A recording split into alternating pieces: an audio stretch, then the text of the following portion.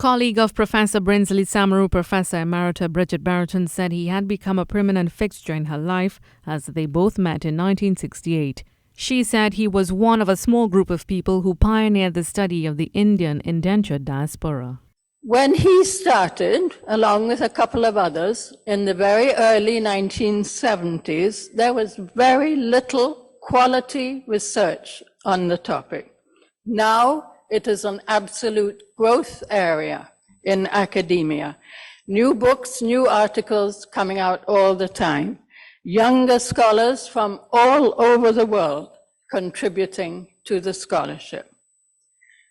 As you all know, he had close links to India, where he got his BA and MA degrees, and he often revisited India. Pro-Vice-Chancellor and Campus Principal of UWI St. Augustine, Professor Rosemary Bell Antwine, said Professor Samaroo created a deep reservoir of knowledge that has helped to shape our understanding of who we are as a Caribbean people.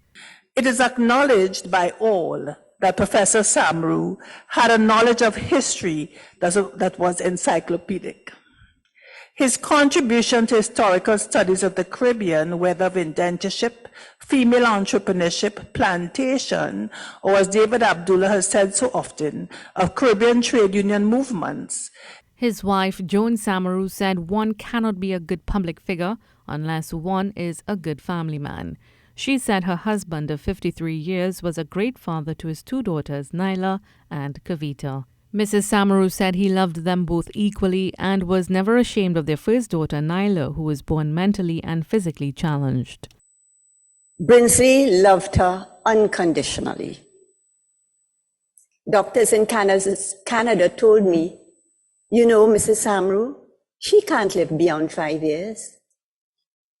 We were sad about that, but with love from Brinsley mainly, she lived way beyond the life expectancy. She lived to be 33 years. And that only came about because of Brinsley. He was a loving, caring, devoted person. And that came from his heart. Professor Samaroo died on Sunday after a brief illness at the age of 84. Mahalia Joseph-Wharton, TTT News.